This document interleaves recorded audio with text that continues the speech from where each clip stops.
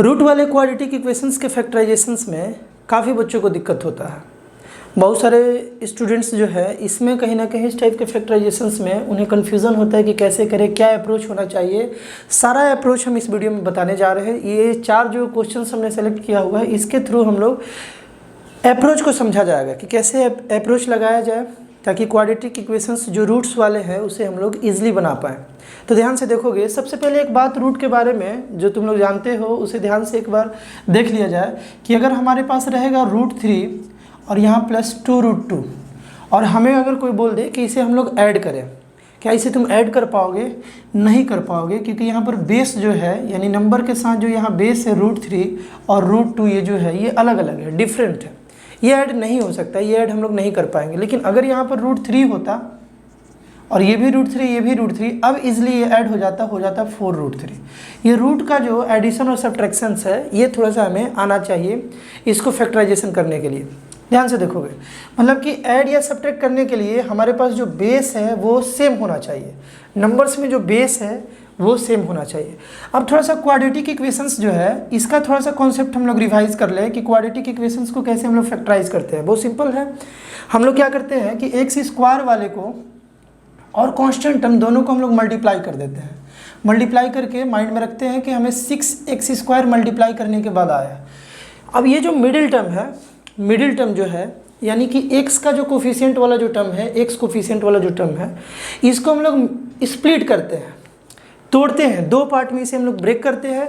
और इस तरीके से करते हैं हम लोग कि इसको जब लोग जो 2 पार्ट आएगा, सपोज यहाँ 1 पार्ट आया और 1 पार्ट आया, इसको ब्रेक करके जो 2 पार्ट आया, ये दोनों पार्ट को जब हम लोग ऐड या सब्ट्रैक्ट करें, ध्यान से देखोगे, जब ऐड या सब्ट्रैक्ट करें तो वापस यही आ जाए। और जब इन दोनों को हम लोग मल्टीप्लाई करें तो इतना आना चाहिए, मतलब क्या, इन दोनों के मल्टीप्लिकेशन के बराबर आना चाहिए। यही कॉन्सेप्ट है, सेम कॉन्सेप्ट का यूज करेंगे। और रूट वाला जो भी हम लोग देखें कि रूट तभी ऐड हो पाएगा जब उसका बेस सेम होगा। बस ये 2 कॉन्सेप्ट यूज करोगे, सारा क्वाड्रेटिक इक्वेशन जो रूट वाला है उसे ईजिली तुम हैंडल कर पाओगे। ध्यान से देखो हम कैसे हैंडल कर रहे हैं इसे, ध्यान से देखोगे। देखो हम क्या बोले कि इसको 2 पार्ट में स्प्लिट करना है और जो दोनों पार्ट होना चाहिए दोनों ऐड करके इतना आना चाहिए या सब्ट्रैक्ट करके उतना आना चाहिए। अभी हम लोग देखें कि रूट ऐड और सब्ट्रैक्ट कब होगा? जब उसका बेस सेम होगा, जब उसका जो बेस है ना वो सेम होगा, तभी हम उसको ऐड कर पाएंगे या सब्ट्रैक्ट करने के बारे में सोचेंगे। तो एक बात तो तय है कि जब हम लोग इसे मिडिल टर्म स्प्लिट करेंगे तो यहाँ भी √3x लिखना होगा और यहाँ भी √3x लिखना होगा। दोनों पार्ट में √3 तो होना जरूरी है। अगर दोनों पार्ट में √3 नहीं रहेगा तो इसे ना हम लोग ऐड कर पाएंगे ना हम लोग इसे सब्ट्रैक्ट कर पाएंगे। बात क्लियर है? √3 तो होना जरूरी है। अब हम लोग देख रहे हैं कि हमें लाना है 6 और √3 × √3, ऑलरेडी हमारे पास 3 आ गया है। √3 को √3 से मल्टीप्लाई करोगे तो 3 ही आना है, तो ऑलरेडी √3 × √3 हमारे पास 3 आ चुका है। हमें और क्या चाहिए कि 6 आ जाए? 3 है, और क्या चाहिए कि 6 आ जाए? 2 चाहिए, है ना, तब ना 3 × 2 6 हो जाएगा। अब देखोगे ध्यान से, अगर हम यहाँ 2 लिख लें और अगर हम यहाँ 1 लिख लें, ध्यान से देखोगे, 2 लिख ले और 1 लिख ले, 2 1 जा 2, 2 1 जा 2 लिख लिए और √3 × √3 कितना हो गया? 3 हो गया। √3 × √3 कितना हो गया? 3 हो गया। दोनों को जब हम लोग मल्टीप्लाई करेंगे तो 6 आना है। बात क्लियर है? अब देखते हैं थोड़ा सा इसको ऐड करके। देखो बेस सेम है तो बाबू ऐड तो हो ही जाएगा। अगर बेस सेम है, यहाँ भी √3 यहाँ भी √3, तो ऐड तो होना ही है, ऐड हो जाएगा। तो 2 और 1, 2√3 और 1√3 दोनों को जब हम लोग ऐड करेंगे तो कितना आ जाएगा? 3√3 आ जाएगा। बात क्लियर है? यानी कि ऐड करने पर भी आ रहा है और मल्टीप्लाई करने पर भी आ रहा है। अब हम लोग इसे अच्छे तरीके से मिडिल टर्म को स्प्लिट कर लिए। यहाँ क्या लिखेंगे? 6 और यहाँ लिखेंगे x²। अब फाइनल स्टेप क्या है? हमें कॉमन लेने आना चाहिए। बहुत सिंपल है, देखो इन दोनों में कॉमन तो हमें x ही दिख रहा है, x कॉमन है तो x कॉमन निकाल लेंगे, यहाँ x बचेगा और प्लस 2√3 बचेगा। वापस इस ब्रैकेट को ओपन करेंगे तो x × x x² और प्लस तो प्लस और x × 2√3x यानी 2√3x, यानी कि सही कॉमन हम लोग लिए हैं। ब्रैकेट को ओपन करके देख लेते हैं कि हम लोग कॉमन जो है वो सही तरीके से लिए हैं कि नहीं लिए। यहाँ देखो इन दोनों में अब कैसे कॉमन निकालें, ध्यान से देखोगे। ये कॉन्सेप्ट भी बहुत ज़रूरी है क्वाड्रेटिक इक्वेशंस के फैक्टराइजेशन को करने के लिए कि कॉमन कैसे लिया जाए रूट वाले में। देखो तुम बस सिंपली देखो कि 6 का फैक्टर ये है कि नहीं, रूट के अंडर वाला जो 3 है ये 6 का फैक्टर है कि नहीं है? फैक्टर है। जैसे वो फैक्टर है तो हम लोग उसे कॉमन ईजिली ले सकते हैं। जैसे यहाँ से अगर हम लोग √3 कॉमन लें, √3 यहाँ भी है बाबू, √3 कॉमन लिए तो यहाँ तो x बचा, और यहाँ पर अब बताओ कि ऐसा क्या लिख दे, ध्यान से देखोगे, यहाँ पर x तो लिख लिए, यहाँ ऐसा क्या लिख दे कि जिसमें ये अगर मल्टीप्लाई हो तो 6 आ जाए, ऐसा क्या लिख दे। तो देखो ऑलरेडी √3 है, या अगर हम लोग √3 लिख लें और 2 लिख लें तो ध्यान से देखो, √3 इंटू √3 3 हो गया, √3 इंटू √3 3 हो गया, और इंटू 2 3 इंटू 2 क्या हो गया बालक, 6 हो गया, है ना। तो इस तरीके से हम लोग इजीली कॉमन ले सकते हैं। इस ब्रैकेट को ओपन करके देखो तो √3 इंटू एक्स √3x हो गया, और प्लस का प्लस √3 इंटू 2√3 यानी कि √3 इंटू √3 कितना 3 हो गया, और उसको 2 से मल्टीप्लाई करोगे तो 6 हो जाएगा। यानी कि ब्रैकेट को जब ओपन करेंगे हम लोग तो वापस यही आ जाएगा। अगर वापस वही आ जाए तो कॉमन हम लोग सही लिए हुए हैं। अब हो गया काम। अब हमारे पास 2 टर्म है, एक टर्म और एक टर्म, बस 2 टर्म है। दोनों टर्म में अगेन हम लोगों को कुछ कॉमन दिख रहा है। क्या कॉमन दिख रहा है भाई, एक x प्लस 2√3 और x प्लस 2√3। यहाँ से हम लोग x प्लस 2√3 को कॉमन लेंगे तो यहाँ से क्या बचेगा बालक, x प्लस √3 बचेगा। ये हुआ हमारा फाइनल फैक्टराइजेशन, यानी कि ये प्लस के फॉर्म में लिखा हुआ था, हम लोग जब इसे फैक्टराइज किए तो ये मल्टीप्लिकेशन के फॉर्म में आ गया और एक टर्म बन गया। तुमसे कोई पूछे कि जो फैक्टराइज्ड वैल्यू आया, ये जो 2 फैक्टर्स आया, यहाँ पर टोटल कितना टर्म है, अगर तुमसे कोई पूछे तो तुम बोलोगे एक ही टर्म है। क्या बोलोगे, एक ही टर्म है, क्योंकि यहाँ पर मल्टीप्लिकेशन है और ब्रैकेट के अंदर वाले को हम लोग अलग अलग टर्म नहीं काउंट करते हैं, है ना। यहाँ पर क्या है बालक, मल्टीप्लिकेशन, तो ये पूरा एक टर्म है। कितना टर्म था, 3 टर्म था, इसे हम लोग एक ही टर्म में कन्वर्ट कर लिए। मतलब कि क्या है कि ये जो वैल्यू था इसका हम लोग 2 फैक्टर्स निकाल लिए, एक ये फैक्टर्स और एक ये फैक्टर्स। यानी क्या है कि अगर इससे तुम इसको डिवाइड करोगे तो रिमाइंडर 0 आएगा। ध्यान से देखो, फुल अप्रोच देखा जाए, फुल कॉन्सेप्ट देखा जाए, जब हम लोग इस क्वाड्रेटिक एक्सप्रेशंस को जब हम लोग इससे डिवाइड करेंगे तो रिमाइंडर 0 आना चाहिए, और जब इससे भी डिवाइड करेंगे तो क्या आएगा, रिमाइंडर हमारा 0 आएगा। बात क्लियर है। यही अप्रोच को लगाना है और बाकी सारे क्वेश्चंस को हमें बनाना है। ध्यान से देखोगे, अगर इसे हम लोग बनाएं, पहले इसको हम लोग बना करके देखते हैं। देखो x² माइनस 3√5x माइनस 20 है, मल्टीप्लाई कर लेते हैं। कितना लाना है हमें, 20x² लाना है with the help of -3√5x, है ना। ध्यान से देखोगे, इसे जब हम लोग स्प्लिट करेंगे तो √5x होना भाई कंपलसरी है। क्यों कंपलसरी है, समझ गए। √5x अगर नहीं होगा तो ना तुम ऐड कर पाओगे ना तुम सब्ट्रैक्ट कर पाओगे। तो चेक कैसे करोगे कि इसको ऐड और सब्ट्रैक्ट करने पर यही आ रहा है, यानी कि √5 होना जरूरी है। लाना कितना है बालक, 20 लाना है। √5 इंटू √5 कितना हो गया, 5 हो गया, और 4 का जरूरत है, तब तो 5 इंटू 4 कितना हो जाएगा, 20 हो जाएगा ना। हमें लाना था 20। तो हम लोग क्या कर सकते हैं, यहाँ हम लोग अगर -4 लिख लें, है ना, और यहाँ हम लोग अगर +1 लिख लें। ध्यान से देखो, -4 + 1 -3 हो जाएगा, और 4 इंटू 5, देखो ये दोनों मिलकर 5 बन गया, √5 इंटू √5 5, और 5 इंटू 4 कितना बन गया, 20 बन गया। काम हो गया हमारा, इजी काम हो गया, है ना। लाना कितना था हमें, -20 इंटू x² -20x², और इन दोनों को मल्टीप्लाई करने पर -20x² आ भी रहा है। और इसे अगर हम लोग ऐड सब्ट्रैक्ट करें तो वापस यही आ रहा है, -4 और +1 यानी कि -3 हो जाएगा।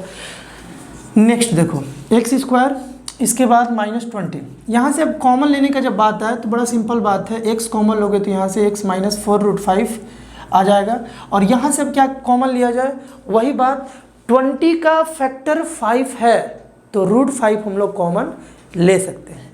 √5 यहाँ से अगर हम लोग कॉमन लें तो यहाँ से x आ गया हमारे पास, है ना। और यहाँ से क्या आया बालक, यहाँ से देखोगे कि √5 है, और √5 में किससे मल्टीप्लाई कर दे कि वो 20 बन जाए, वही हमारा हो जाएगा, है ना। तो √5 है, एक और √5 रखेंगे तो 5 बन गया, और 4 रखेंगे तो 20 बन गया, 5 इंटू 4 20। तो क्या लिखेंगे, 4√5 लिख लेंगे। यहाँ से देखो, इसे देखो और इसे देखो, 2 टर्म हमारे पास है, 2 टर्म है बालक, बीच में प्लस आ रहा है तो 2 टर्म है। इन दोनों टर्म में कॉमन क्या है, इन दोनों टर्म में कॉमन हमारे पास है x -4√5। ध्यान से देखोगे, ये और ये, इसको देखो ध्यान से, यही दोनों टर्म में कॉमन था, इसे हम लोग कॉमन निकालिए, और यहाँ से बाकी रह गया मेरे पास x +√5। तो ये आ गया इसका फैक्टर्स। 2 फैक्टर्स हम लोग निकाल लिए, एक आया x -4√5 और एक आया x +√5।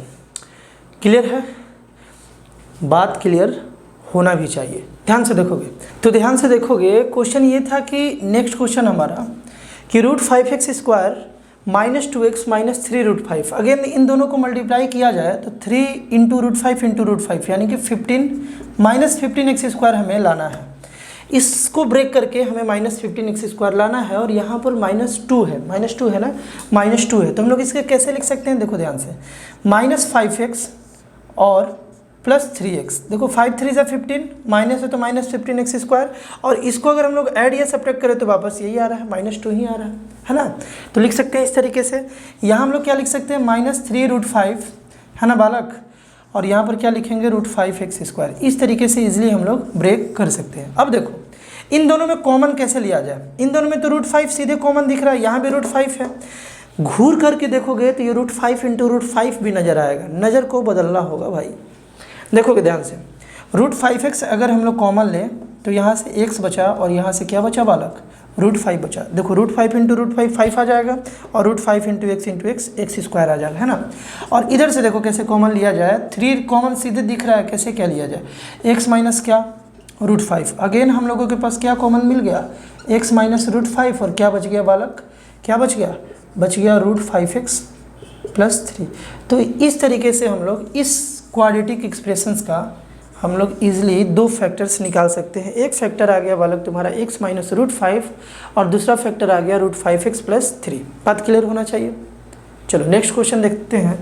बहुत बढ़िया क्वेश्चन ये है, यहाँ से तुम सीखोगे कि रूट वाले में हम लोग कॉमन कैसे लें। रूट वाले में हम लोग कॉमन कैसे लेंगे सीखोगे। थोड़ा सा और फोकस यहाँ रखो, ध्यान से, नजरे स्क्रीन पर ध्यान से देखोगे। 7x² + 2√14x + 2, इसे कैसे फैक्टराइज किया जाए भाई।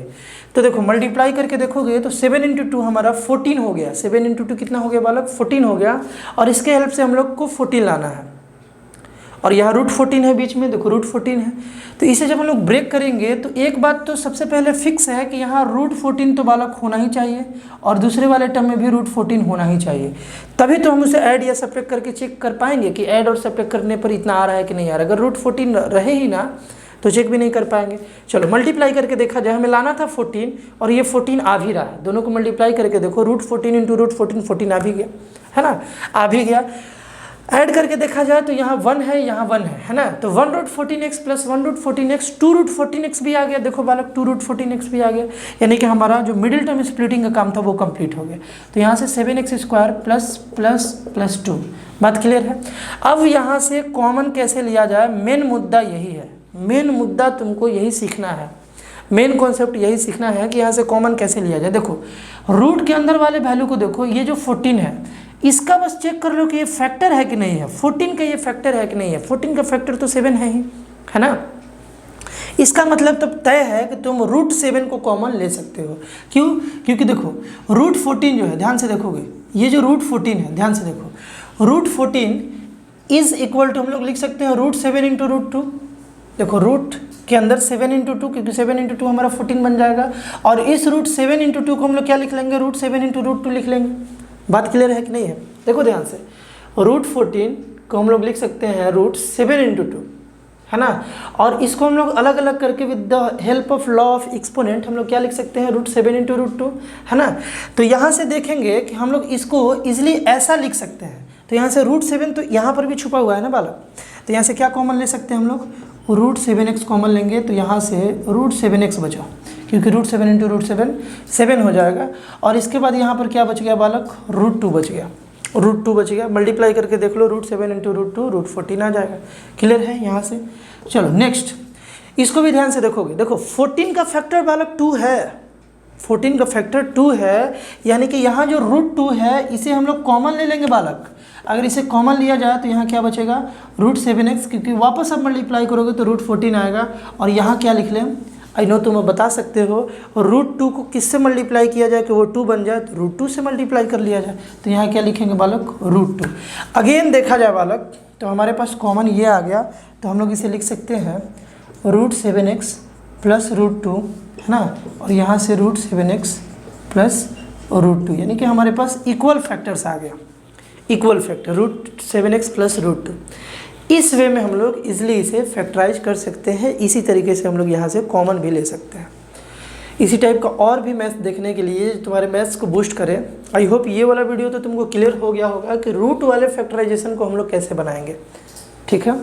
यानी कि फैक्टराइजेशंस में, यानी कि खासतौर से क्वाड्रेटिक फैक्टराइजेशंस में अगर रूट आ जाए तो कैसे बनाएंगे, ये 4 क्वेश्चंस के हेल्प से आई थिंक तुम अच्छे तरीके से समझ गए होगे, किसी भी बुक से बनाओगे बनना चाहिए, है ना।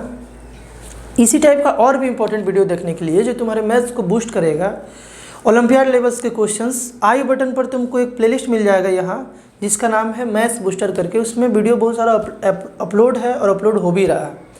डिस्क्रिप्शन में लिंक भी मिल जाएगा प्लेलिस्ट को, तुम प्लेलिस्ट जा करके चेक करो इजीली, और वहाँ से मैथ्स बूस्टर वाला जो प्लेलिस्ट है उसमें अच्छे अच्छे क्वेश्चंस हैं, उसे सबसे पहले ट्राई करोगे खुद, पहले वीडियो नहीं देखोगे, खुद से ट्राई करोगे, खुद से अटेम्प्ट मारोगे कि बन रहा है कि नहीं बन रहा है, बन जाए तो फिर मेरा मेथड देखोगे, या नहीं बने तो फिर उसे देखोगे, है ना। तो मिलते हैं हम लोग नेक्स्ट वीडियो में, बाय।